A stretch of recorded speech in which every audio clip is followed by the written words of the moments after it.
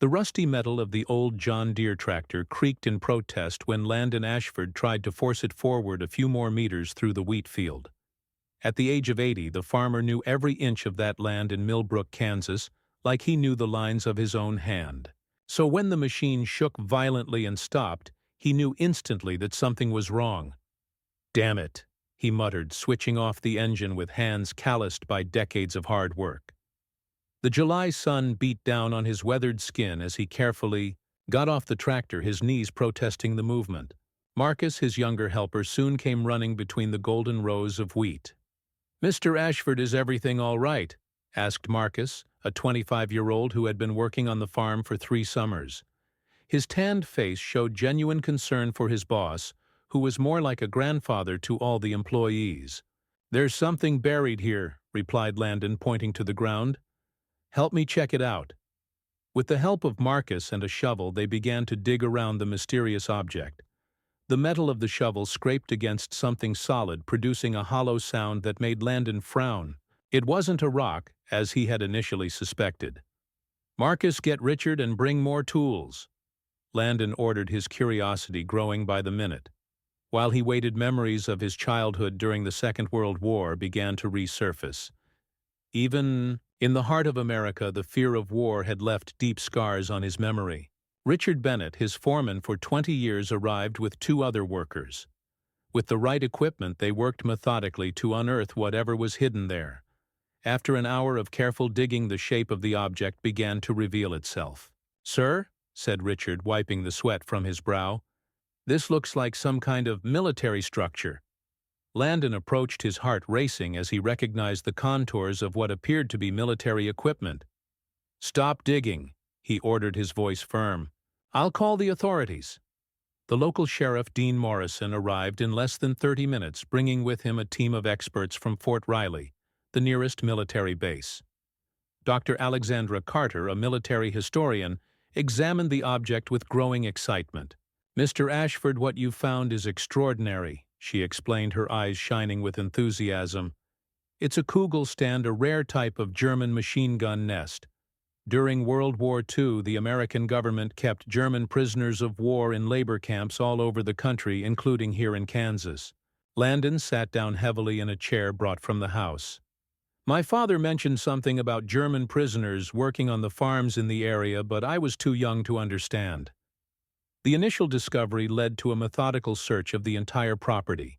Over the next few days, a team of archaeologists and military artifacts experts uncovered more items: old weapons, deteriorated uniforms, and most worryingly still active explosives that had to be carefully removed by a team of explosives experts. The news spread quickly through the small community of Millbrook. Reporters started pouring in, eager to cover the story of the farmer who discovered a historic treasure from the Second World War in his own backyard. Collectors from all over the country began bidding on the artifacts. For Landon, however, the discovery brought more than just media attention and financial possibilities. It brought a tangible connection to the past he thought he had left behind long ago. "You know, Marcus," he said one evening as they watched the sunset at the site of the discovery, "my father used to say that this land held secrets. I never imagined he meant it literally." The young helper smiled, watching the old farmer with respect. "What are you going to do with all this, Mr. Ashford?" "The Kugelstand stays," Landon replied firmly. "I'm going to turn it into a memorial, a reminder that history is closer than we realize. The rest, well, there are museums and collectors interested. The money will be welcome to modernize the farm." In the days that followed, Landon worked with Dr. Carter to catalog each item found. The historian helped establish contact with legitimate buyers and interested museums. The National World War II Museum in New Orleans offered a considerable sum for several items, ensuring that they would be properly preserved and shared with future generations. The discovery changed not only the farm's routine, but also Landon's perspective on his own history. Each new artifact unearthed brought with it stories of a time he had only known through his father's accounts. Now, at the age of 80, he felt like a guardian of these memories, responsible for preserving and sharing them. The transformation of The discovery site into a small memorial began to take shape. With the help of Marcus and Richard Landon, planned an area where the Kugelstand would be preserved, protected by a glass structure that would allow visitors to observe it without damaging it. "It's funny," Landon commented to Richard as they supervised the construction of the memorial. "I spent my whole life cultivating this land thinking I knew all its secrets. Now I realize that it still had stories to tell me." The sun was beginning to set over the Kansas horizon, painting the sky in shades of orange and purple. Landon stood there gazing at his land with new eyes, knowing that what had begun as an obstacle on his tractor had become a bridge between the past and the present, a tangible reminder that history is always closer than we realize, sometimes buried just a few feet beneath our feet. News of the discovery at Ashford Farm spread like wildfire through the community of Millbrook. Within a week, the Colonial House's landline was ringing off the hook, and the mailbox was overflowing with letters from historians, collectors, and the curious from all over the country. Dr. Alexandra Carter, the military historian, became a constant presence on the property. Her enthusiasm was contagious as she coordinated the meticulous cataloging of each new artifact found. One afternoon, while examining deteriorated documents discovered next to the Kugelstand, her eyes widened. "Mr. Ashford," she called out, adjusting her thin-framed glasses, "I found something that might explain how these items ended up here." Landon, who was supervising the installation of a protective fence around the excavation area, approached with interest. Alexandra showed him a yellowed piece of paper protected by a latex glove. "It's a transfer order dated 1943, she explained. "Apparently a group of German prisoners were assigned to work on the farms in this region. Among them was an officer called Heinrich Müller, a specialist in fortifications." The name triggered something in Landon's memory. "Müller," he muttered, frowning. "My father used to mention that name. He said there was a prisoner who always carried a sketchbook." Marcus, who was nearby helping with the tools, joined the conversation. "Does that mean they've built more structures like this?" "It's possible," Alexandra replied. "During the war, many German prisoners were used for agricultural work in the United States. Some developed close relationships with local families despite the circumstances." The conversation was interrupted by Richard, who rushed in. "Mr. Ashford, we've found something else, this time in the northern area near the old barn." The group followed Richard to a spot where other workers had discovered a small opening in the ground. With the right equipment and the supervision of explosives experts, they uncovered a rudimentary underground chamber. Inside, preserved by the dry environment, they found more uniforms, documents, and to everyone's surprise, a diary. "It's Müller's," confirmed Alexandra after an initial analysis.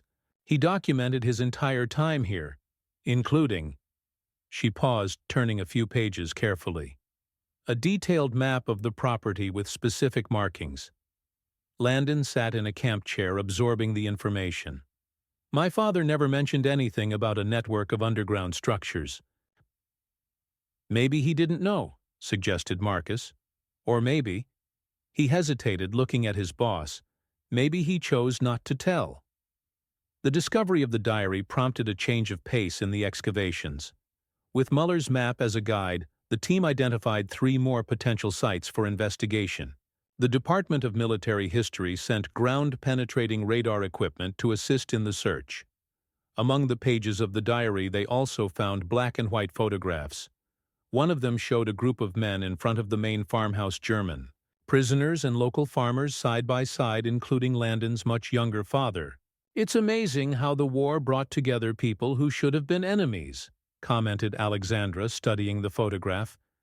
"These men were technically prisoners, but they ended up becoming part of the community." For Landon, each new discovery was like a piece of a puzzle that revealed not only the history of his estate, but also that of his own father. Müller's notes described William Ashford Landon's father as a fair man who treated prisoners with dignity. "His father was an exceptional man," said Alexandra, translating an excerpt from the diary. Müller wrote that even in the most difficult moments of the war, William never allowed hatred or prejudice to dictate his actions. News of the discoveries attracted national media attention. A producer from the History Channel got in touch, interested in documenting the excavations and the history of prisoners of war in Kansas. Landon initially hesitated, worried about exposure, but Marcus convinced him of the importance of sharing the story. "Mr. Ashford," the young man argued, "think of how many people could learn from this. It's a story of humanity in the midst of war." As more artifacts were discovered, the Ashford farm became an impromptu historical research center. Historians and archaeologists from various universities took turns on site, each discovery generating new theories and discussions. One afternoon, while overseeing the cataloging of more items found, Landon discovered something that touched him deeply: a never-before-sent letter from Müller to his family in Germany describing how the Ashfords' kindness had changed his view of the enemy. "Even in the midst of the most terrible war humanity has ever seen," Alexandra read, translating the letter, "I found people here who showed me that compassion transcends borders and uniforms." The discovery of this letter led Landon to an important decision. As well as keeping the Kugelstand as a memorial, he decided to create a small museum in the old tool house dedicated to telling the story of the prisoners of war who worked on his land. "These people weren't just numbers or prisoners," he explained to Marcus as they planned the space. "They were men who, despite the circumstances, left their mark on this land. They deserve to be remembered." As the sun set on another day of discovery, Landon looked at his property with new eyes. Every acre of that land held not only seeds and crops but also stories of humanity, compassion and redemption buried for decades, waiting for the right moment to come to light. A cold September morning brought an unexpected visit to Ashford Farm. A black Mercedes-Benz was parked in front of the main house, and an elegant lady of about 70 got out, accompanied by a younger man. Dr. Alexandra Carter, who was cataloging some documents on the porch, was the first to notice them. "Guten Morgen," said the lady with a slight German accent. "I'm Margaret Müller-Klein. Heinrich Müller was my father." The announcement caused a momentary silence. Landon, who was supervising the installation of display cases in the new makeshift museum, approached with renewed interest. The presence of Müller's daughter added a new dimension to the story he was discovering. "I came as soon as I heard about the discoveries," Margaret explained, her blue eyes shining with restrained emotion. "I've brought something that might interest you." Her son Klaus was carrying an old leather briefcase. In the living room of the colonial house, Margaret opened the case with reverential care. Inside were dozens of letters, photographs, and detailed drawings, all meticulously preserved by her family over the decades. "My father talked a lot about his time here," she said as she spread the documents out on the coffee table. "He used to say that, ironically, it was as a prisoner of war that he rediscovered his humanity." Alexandra examined the documents with professional fascination, but Landon was more interested in the personal stories. "How did he describe my father?" he asked, his voice betraying a mixture of curiosity and emotion. Margaret smiled, picking up one photograph in particular. In it, William Ashford and Heinrich Müller were sitting on the farm's veranda, apparently engrossed in a game of chess. He said that William Ashford was the kind of man who saw beyond uniforms and flags, that even in times of war he could see the humanity in the enemy. Margaret's presence attracted the attention of the local media. Reporters began to arrive, eager to document the meeting between the Ashford and Müller families. Marcus, always attentive to Landon's needs, managed to keep the journalists at a respectful distance, while the families shared their stories. "There's something else," said Klaus, pulling a yellowed envelope out of his briefcase. "We found this among my grandfather's belongings. It's a letter your father wrote to him after the war, but it was never sent." Landon picked up the envelope with trembling hands. His father's handwriting, familiar even after so many years, covered the aged paper. The letter revealed a friendship that transcended the barriers of conflict, a bond forged in times of adversity. "My dear Heinrich," Landon read aloud, "I hope this letter finds you well. The crops are not the same without your suggestions about irrigation. Martha still makes that strudel you taught her, and Landon, my son, often asks about the man who drew maps. The reading of the letter was interrupted by the arrival of Richard, who brought urgent news from the excavation area. "Mr. Ashford, we've found something different. You need to see it." At the excavation site, a new chamber had been discovered, larger and more elaborate than the previous ones. Inside it, as well as more military artifacts, was a collection of carefully preserved personal objects, books, musical instruments, and most surprisingly, a diary written jointly by William Ashford and Heinrich Müller. "It's incredible," commented Alexandra, leafing through the pages carefully. They documented not only the practical aspects of working on the farm, but also their discussions about philosophy, music, literature. Margaret looked on with tears in her eyes. "My father always said that it was these conversations that helped him keep his sanity during his captivity. That here, paradoxically, he found more freedom than he had in Nazi Germany." The discovery of the joint diary revealed a completely new dimension to the story.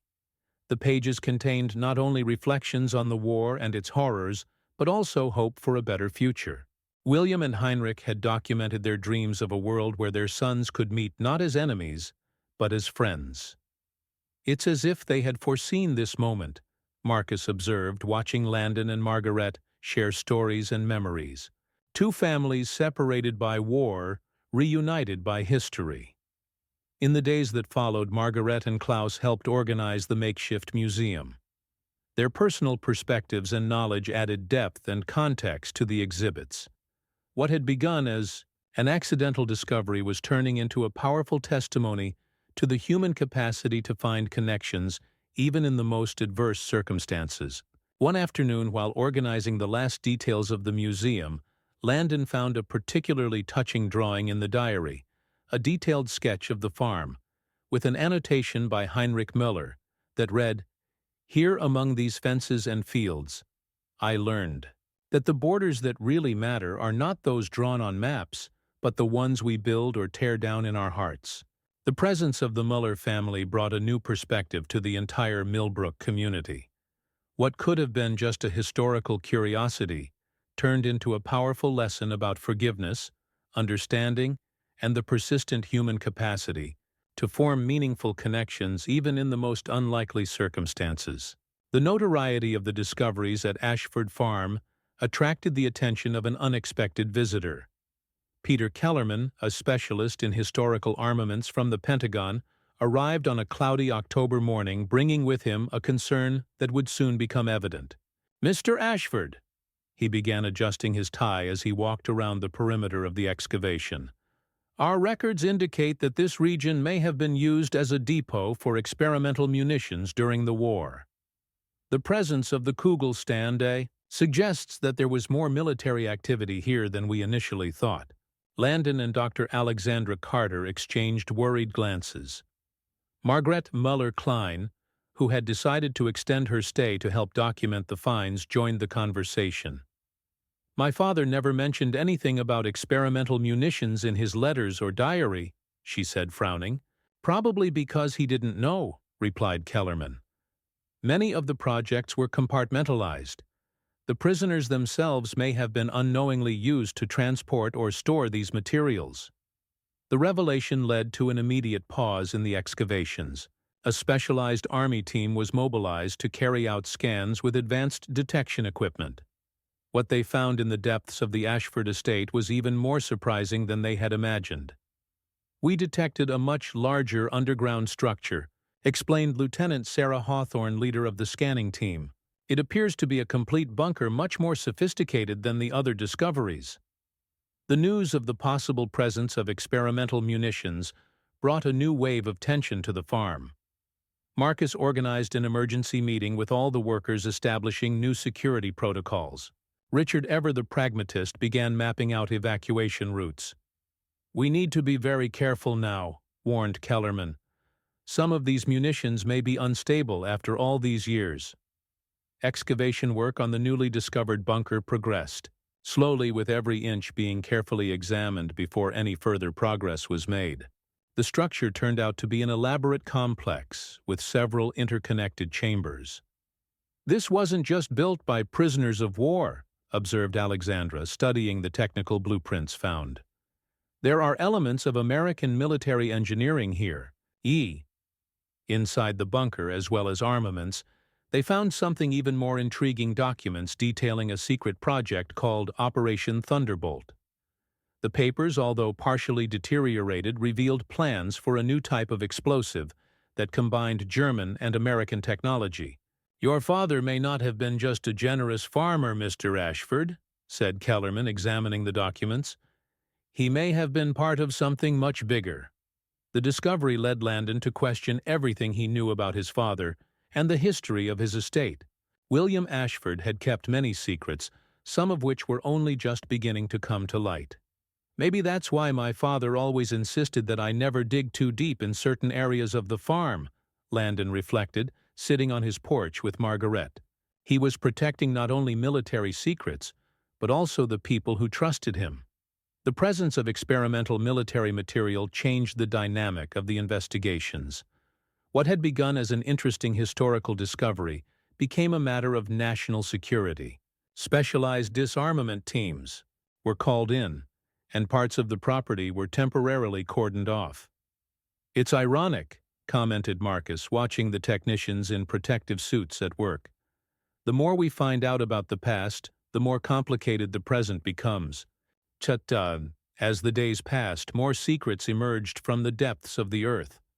Documents revealed that Ashford Farm had been strategically chosen for the project due to its remote location and William Ashford's reputation for discretion.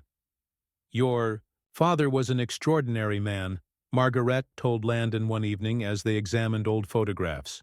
"He managed to balance humanity with duty, compassion with responsibility." The complexity of the discoveries attracted the attention of military historians from all over the country. The small makeshift museum had to be expanded to accommodate not only the artifacts of the prisoners of war, but also the new collection of items related to Operation Thunderbolt. "This farm wasn't just a place of redemption for prisoners of war," noted Alexandra.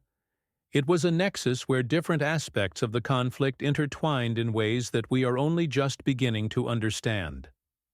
For Landon, each new revelation brought a mixture of pride and apprehension. Pride in the role his father had played in history and apprehension at the weight of responsibility he now bore. "Sometimes I wonder," he said to Marcus, as they oversaw the installation of new security measures, "if some stories shouldn't remain buried." "Every truth has its moment to come to light, Mr. Ashford," the young man replied. "The important thing is how we choose to deal with it when it does." The continuous presence of military teams and experts has transformed the quiet farm into a hub of frenetic activity.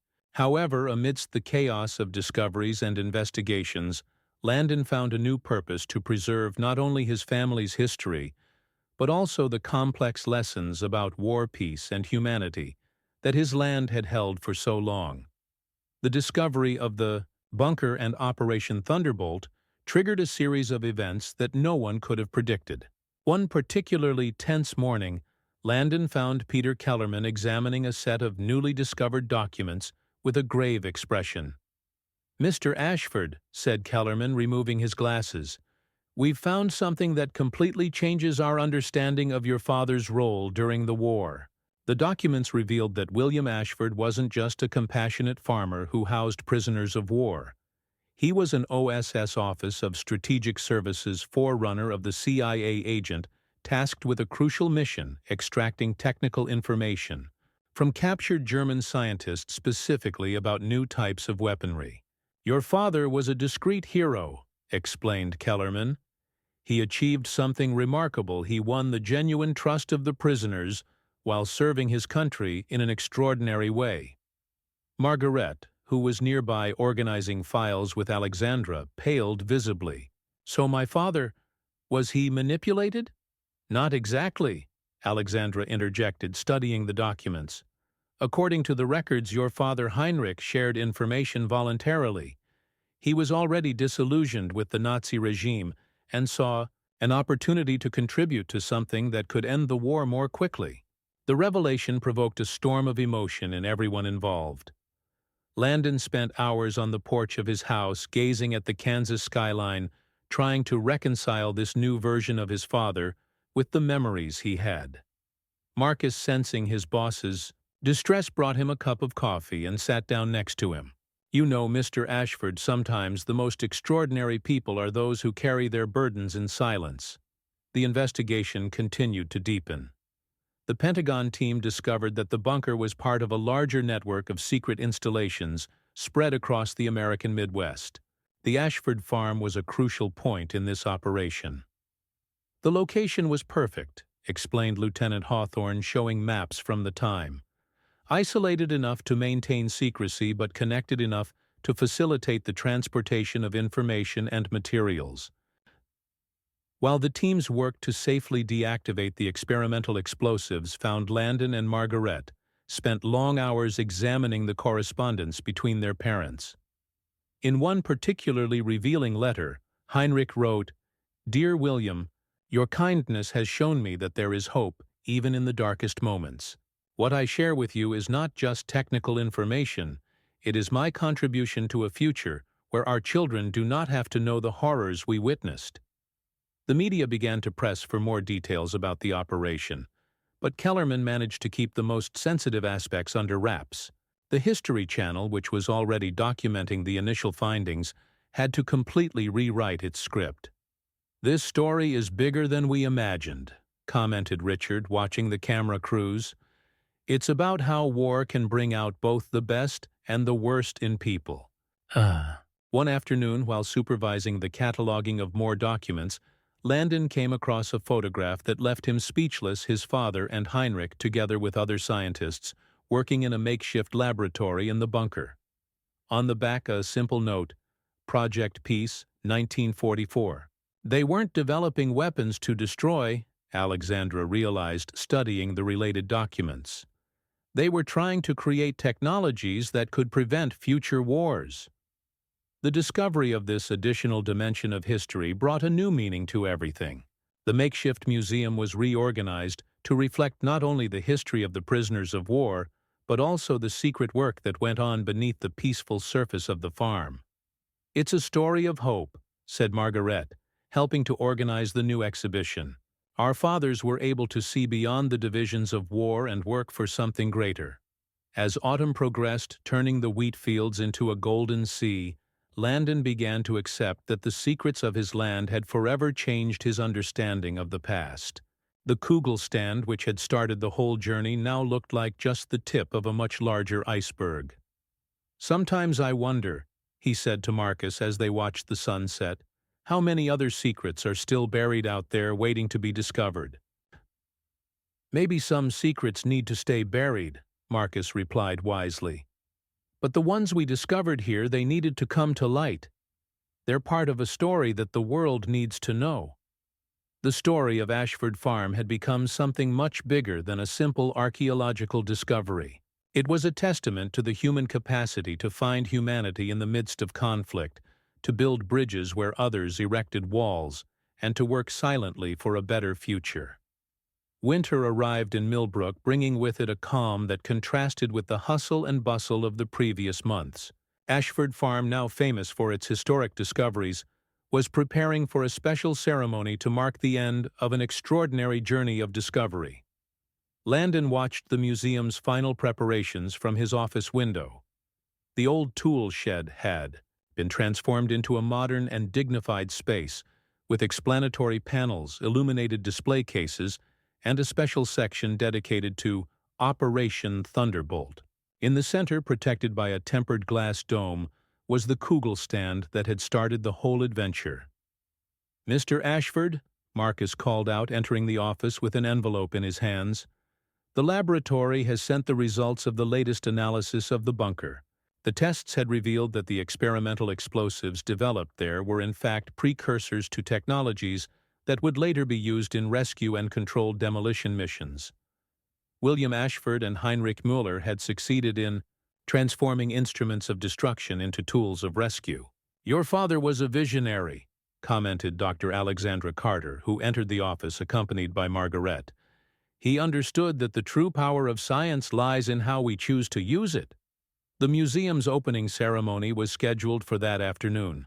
Representatives from the Pentagon, historians, journalists, and local residents were beginning to arrive.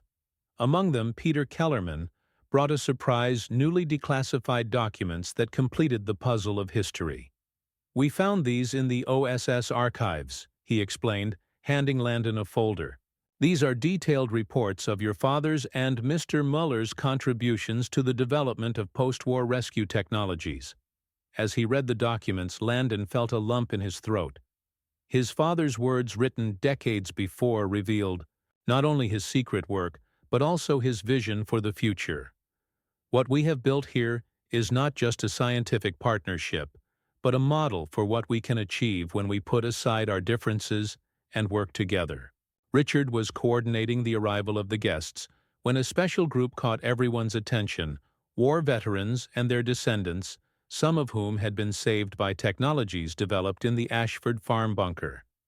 "It's amazing to think that all this time we were growing not just wheat, but such a significant part of history," Richard reflected, watching the visitors gather. The ceremony began with Landon and Margaret cutting the ribbon together to inaugurate the museum. The symbolism of the moment did not go unnoticed. The Ashford and Muller families, once separated by war, now united in preserving a story of hope and redemption.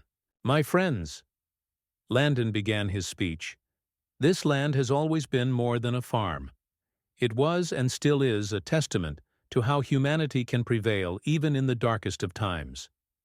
Margaret shared memories of her father, revealing how Heinrich Muller spent his last years developing humanitarian aid technologies inspired by his experience at Ashford Farm. Among the guests, a German military historian presented a surprising discovery: records showing that the rescue techniques developed in the bunker had saved hundreds of lives during post-war reconstruction operations in Europe. "Your parents' legacy goes far beyond this farm," he told Landon and Margaret. "They created a model of cooperation that has influenced generations." As visitors explored the museum, Marcus coordinated the multimedia presentations that told the full story, from the initial discovery of the Kugelstand to the revelations about Operation Thunderbolt. "Every object here tells a story," he explained to the groups. "Not just about war, but about how ordinary people can make extraordinary choices in extraordinary circumstances." In the late afternoon, as the sun set over the Kansas fields, Landon found a quiet moment by the Kugelstand. Alexandra approached, carrying one last document. "We found this hidden in one of the bunker walls," she said, handing over an aged envelope. "It's a joint letter from your father and Heinrich Muller, addressed to the future." The letter, dated 1945, contained a powerful message. "To those who find this place, know that even in the darkest moments of history, the light of humanity can shine. What we built here was not just a military project, but proof that cooperation is stronger than conflict, and that compassion can turn enemies into allies." Landon decided that the letter would be the centerpiece of a new exhibition, focused not only on the historical aspects, but on the timeless lessons that emerged from those discoveries.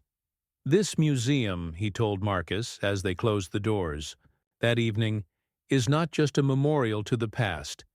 It's a reminder that the choices we make today can echo down the generations." The legacy of Ashford Farm had become something far greater than anyone could have imagined when that tractor hit the Kugelstand months before. It became a symbol of how history can surprise us, teach us, and most importantly, show us that even in the most unlikely of times, humanity can find ways to bridge its divides and work towards a better future. As the museum lights went out, Landon took one last look at the photograph of his father and Heinrich Muller, now prominently displayed in the entrance hall. At that moment, he understood that his land not only held secrets from the past, but also seeds of hope for the future.